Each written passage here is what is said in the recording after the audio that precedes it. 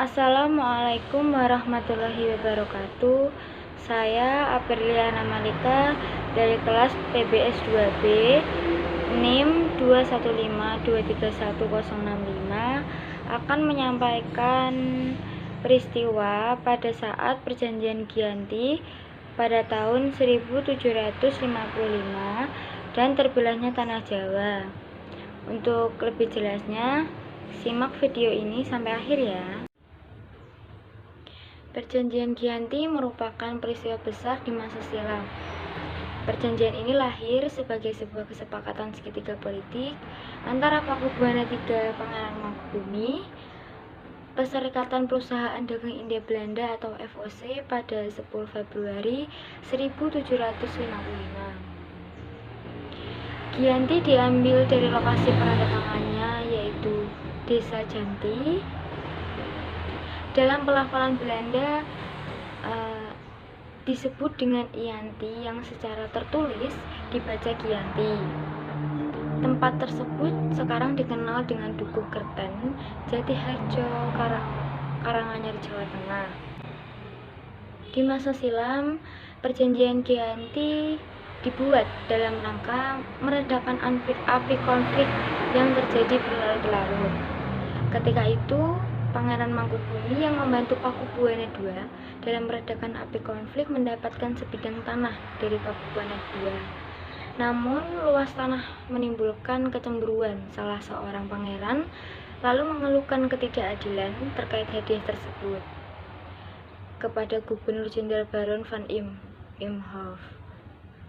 Serta sang Gubernur Jenderal di Batavia pun lantas mengeluarkan keputusan yang membuat tanah tersebut tidak jadi dimiliki oleh Pangeran Mangkubumi. Setelah perlawanan mendorong Gubernur VOC untuk Jawa Utara, Nicola Harting mengambil sikap untuk menyelamatkan daerah operasionalnya secara tertutup, artinya melakukan perundingan dengan Pangeran Mangkubumi. Setelah berkali-kali melakukan perundingan, Harting bersepakat dengan keinginan Pangeran Mangkubumi yang juga hendak menjadi penguasa di Tanah Jawa. Pada 23 September 1754, nota kesepahaman antara VOC dan Mangkubumi terlaksana. Nota tersebut disampaikan kepada Pakubuwana III, sang pengganti Pakubuwana II yang pergi dari Tanah Jawa. Nota tersebut menyatakan bahwa Pangeran Mangkubumi mendapatkan wilayahnya. Pada 4 November 1754, Pakubuwana III menyatakan persetujuan terhadap hasil perundingan Gubernur Jawa Utara dengan Mangkubumi tersebut. Surat pernyataan itu disampaikan oleh Pakubuwana III kepada Gubernur Jenderal VOC Jacques Mosel. Kesepakatan mendorong terjadinya sebuah perjanjian besar yang ditandatangani di Desa Giyanti beberapa kilometer di sebelah timur Surakarta. Penandatanganan perjanjian Giyanti ini ingin menjadi pangkal dari terbelahnya Tanah Jawa yang menjadi dua bagian atau disebut dengan Palihan Nagari. Hal ini membuat awal mula naiknya tahta Mangkubumi di Yogyakarta sebagai Sri Sultan Hamengkubuwana I Senopati Ingalogo Sayyidin Panotogomo Khalifatun sejak 13 Februari 1755. Pada tanggal 15 Februari 1755, kembali melakukan perundingan untuk meneruskan pembagian aspek atribut keraton seperti keris yang menjadi pusaka. Yang kedua, bahasa yang digunakan berbeda sesuai dengan lingkungan, contohnya yaitu enggeh, salah satu lainnya inje, dan masih banyak lagi yang lain. Di samping itu, pasca perjanjian Giyanti, Raden Mas Said Saminyawa yang dahulu yang membantu Mangkubumi masih terus melakukan pemberontakan. Seperti halnya Mangkubumi bumi, Pangeran Sambernyawa juga merupakan Trah Pakubuwana, turut menuntut hak sebagai penguasa wilayah. Dalam gerakan pada Oktober 1755, berhasil mengalahkan satu kelompok pasukan VOC.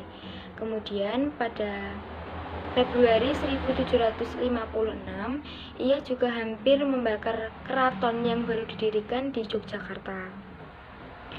Setelah perang bertahun-tahun, VOC menyudahinya dengan penandatanganan Perjanjian Salatiga pada 1757. Pada perjanjian tersebut membuat tanah Jawa kembali terbagi. Perjanjian tersebut disepakati bahwa Pangeran Sambernyawa mendapatkan sebagian wilayah Kasunanan Surakarta.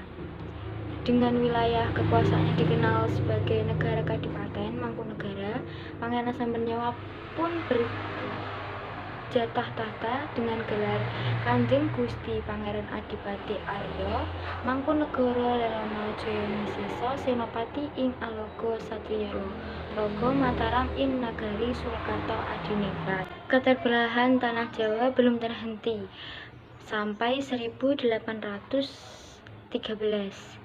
Masa Gubernur Jenderal Thomas Stamford Raffles dari Kerajaan Inggris, Kesultanan Yogyakarta juga terbelah dengan lahirnya Pakualam. Dengan demikian, tanah Jawa memiliki 4 wilayah pemerintahan yang masing-masing tumbuh dengan perbedaan model dan orientasi politik. Hal ini pun menghantarkan pada Jawa yang rupa yang beragam. Dinamika politik yang digerakkan oleh angin revolusi pada masa pertengahan 1940-an membuat masing-masing mengalami nasib yang berbeda. Hal ini berujung pada perbedaan status hingga hari ini. Di masa Republik Indonesia, Kesultanan Surakarta dan Kadipaten Mangkunegara menjadi situs cagar budaya. Sementara wilayah Yogyakarta yang di dalamnya juga terdapat Pakualam menjadi daerah istimewa. Demikian peristiwa singkat mengenai Perjanjian Giyanti dan terbelahnya tanah Jawa.